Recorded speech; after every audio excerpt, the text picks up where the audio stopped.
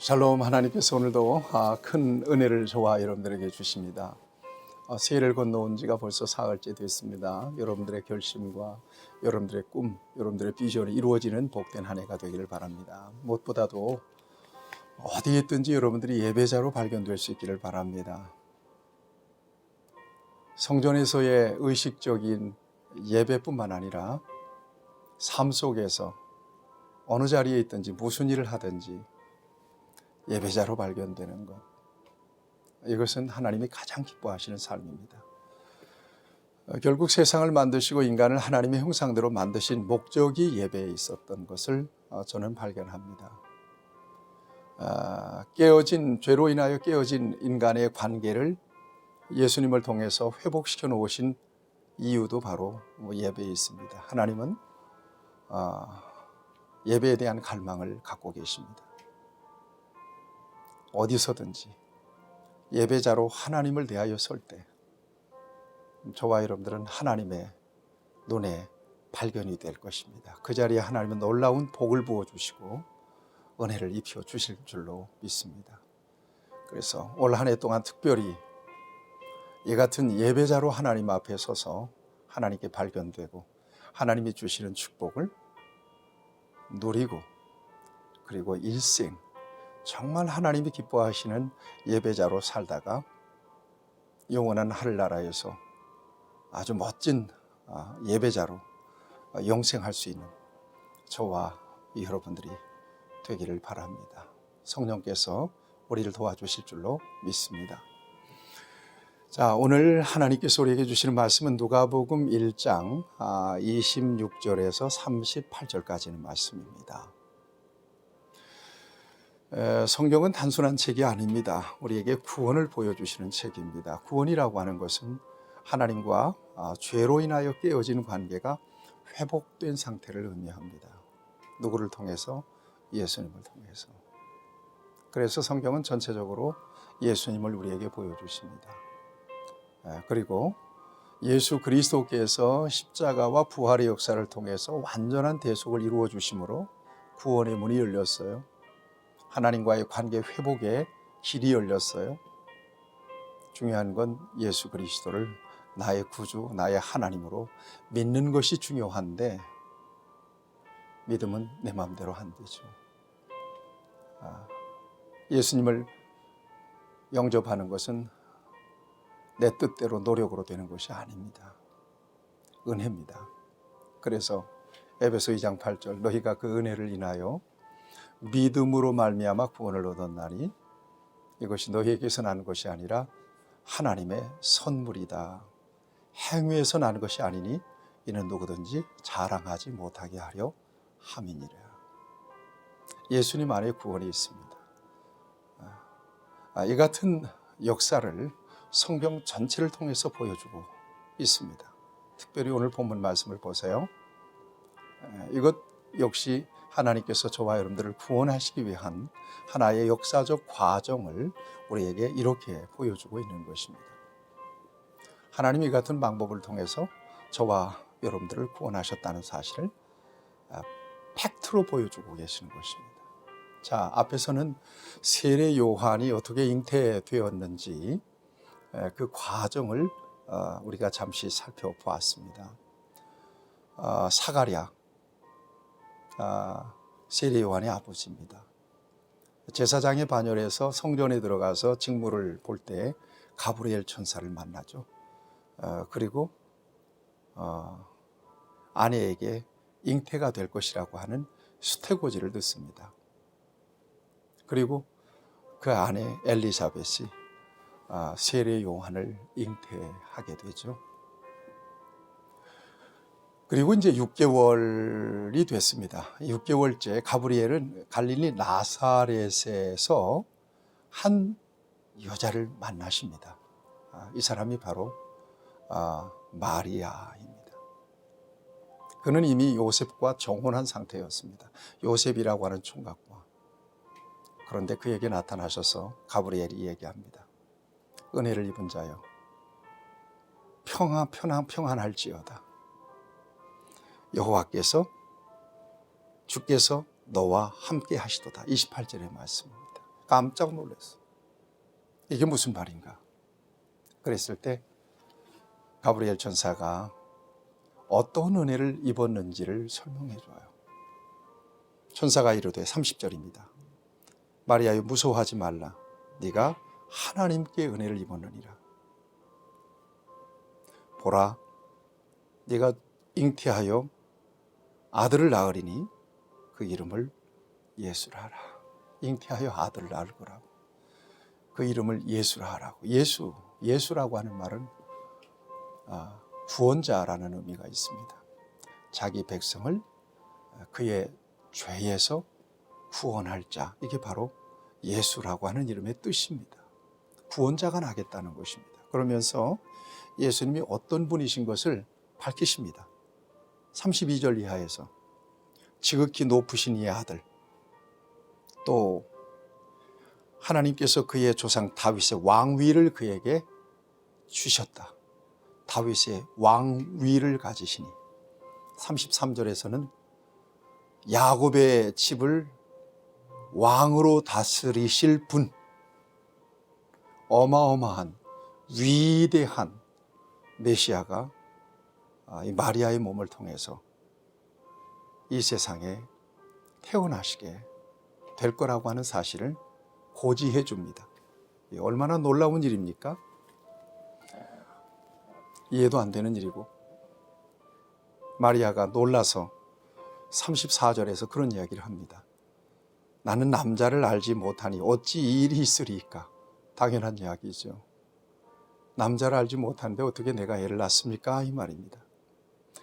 당시만 하더라도 유대 사회에서 남자와 부정적인 관계를 통해서 애를 낳거나 임신을 하거나 그러면 율법의 정죄를 받았죠. 돌에 맞아서 죽었습니다.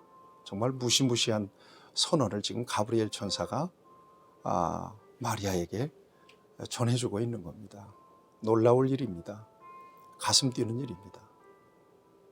그러자 천사가 걱정하고 두려워하는 마리아에게 계속해서 말합니다. 성령이 내게 임하시고 지극히 높으신 이의 능력이 너를 덮으시리니 그러므로 나실 바 거룩한 이는 하나님의 아들이라 일컬어지리라. 성령으로 잉태되어서 하나님의 아들이 네 몸을 통해서 나게 될 것이라고 하는 사실을 가르쳐 줍니다. 이성적으로 이해가 안 되는 일이죠. 상식적으로 이해가 안 되는 일이죠. 놀라울 일이죠. 깜짝 놀랄 일이죠. 이때 가브리엘은 엘리사벳 이야기를 합니다. 마리아와 친족이기 때문에 엘리사벳을 잘 알죠. 엘리사벳이 나이 많아 늙었거든요. 그래서 애를 못 낳을 형편에 있었는데 그것을 마리아가 잘 알고 있단 말이에요. 그런데 엘리사벳도 임신해서 벌써 6개월이 되었다는 사실을 마리아에게 고지해 줍니다. 알려줍니다.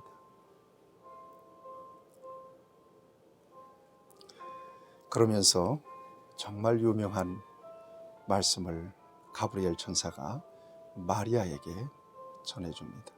대저 하나님의 모든 말씀은 능하지 못하심이 없느니라. 대저 하나님의 모든 말씀은 능하지 못하심이 없느니라.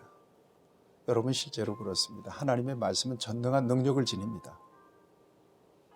우리가 이해하지 못하고 또 우리가 감히 상상도 못할 일들을 하나님은 오직 말씀을 통하여 이루십니다. 태초에 하나님이 천지를 창조하시니라.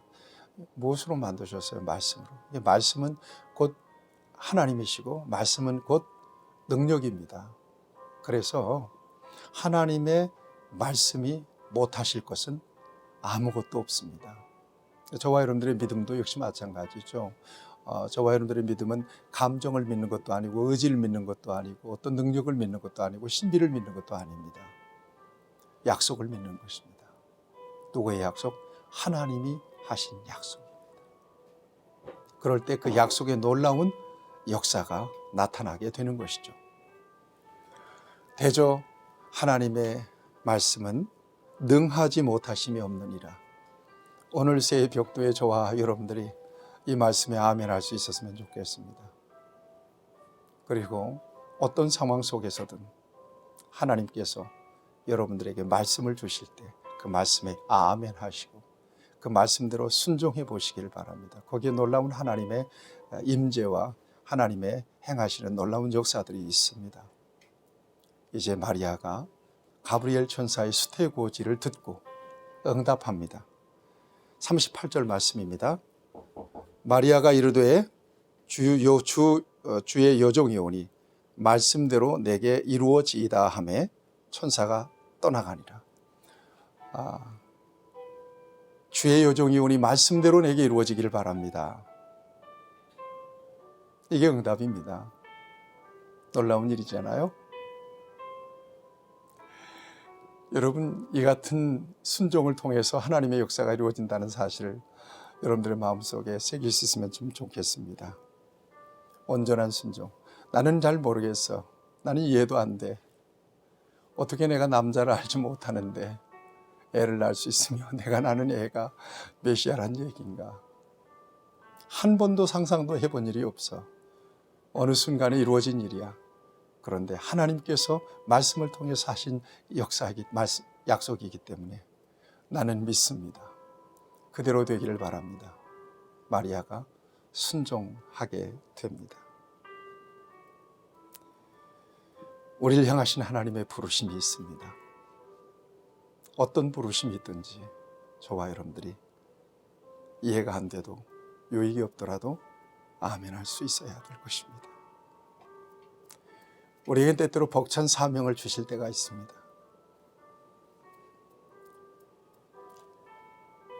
힘들어요. 어렵습니다. 그래도 하나님께서 멍에를 친히 벗겨주시기 전까지는 그 멍에를 찌고 가야 합니다. 못하면 못하는 대로, 부족하면 부족한 대로. 나는 나 스스로를 결정할 수 있는 자격이 없어요.